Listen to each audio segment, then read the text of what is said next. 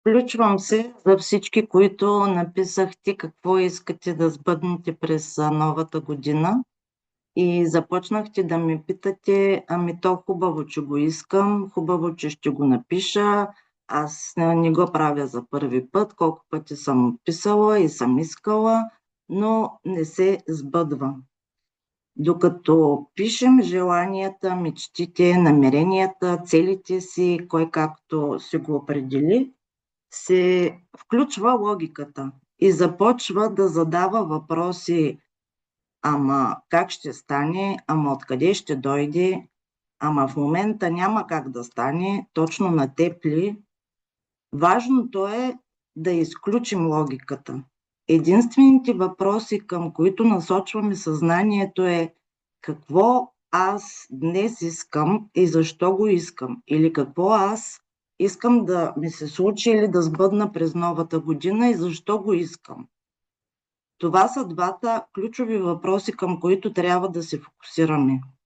Преди една година, когато аз започнах да уча и да чета за това как работи нашия мозък, си написах 10 желания и повече не ги анализирах тези желания. Сега, една година по-късно, когато отворих и прочетах какво съм написала, аз съм сбъднала 8 от 10 желания. И бях много възхитена и за това съм тук, за да ви предам какво съм научила и какво съм разбрала. Всичко е възможно. Всичко може да бъде сбъднато и случено. Щом съществува, щом има човек, който го е постигнал, значи и ние можем. Въпросът е да сме на правилния път и да правим правилните действия. Едно от тях е да сменим фокуса от въпросите откъде ще дойде, как ще дойде, като започнем да се задаваме какво искам днес, какво искам през новата година, защо го искам. И веднага ви давам пример с информацията, която сестра ми ви предава за здравословното хранене, за балансираното хранене и като цяло зоната. Какво искам от зоната? Примерно, искам да се храня здравословно, искам да се чувствам добре в собственото си тяло, искам да подобря навиците си в храненето. Защо го искам? За да сваля определени килограми, за да имам мечтаната фигура, за да имам самочувствие. Много е важно да си отговорите точно на тези въпроси. И не само да си го помислите като намерение, ама аз си го помислих, аз знам какво искам, без да го напиша. Когато определите какво искате и защо го искате, мозъка започва да търси решения и на ежедневна база започват да ни се дават възможности. И отново ще ви дам пример. Определяте си, че за тази година искате да си купите даден автомобил, знаете неговата марка, модел, цвят и на ежедневна база, докато пътувате, докато се движите, започвате да виждате точно този вид автомобил. Защото вие сте определили точно какво искате и започват да ви се дават възможностите да видите, че този автомобил съществува и вие имате възможност да го притежавате. За това, че се включва логиката, нейната работа е да ни държи в сигурното.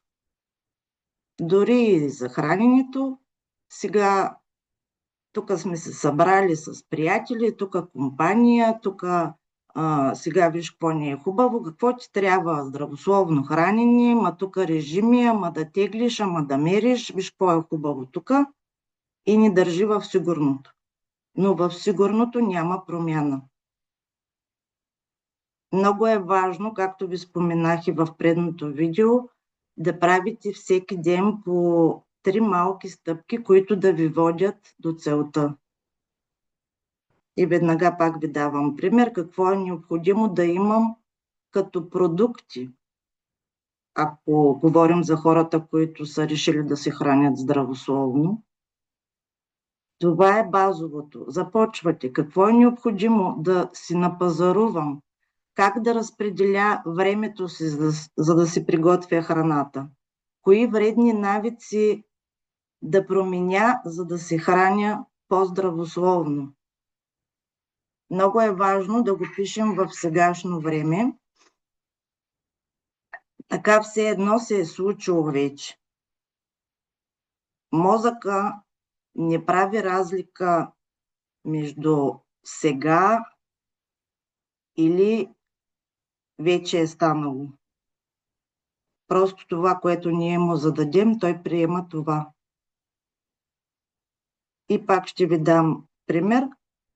Благодарна и щастлива съм, че съм хикс килограми, но е много важно да напишете здравословни хикс килограми, защото много от нас, знаете, при притеснение свалят килограми, при болести свалят килограми. Важното е тук да се фокусираме върху положителните неща и когато го пишем, да пишем здравословни килограми. Чувствам се красива и уверена. Така се пише в положителна форма, в сегашно време, все едно вече се е сбъднало.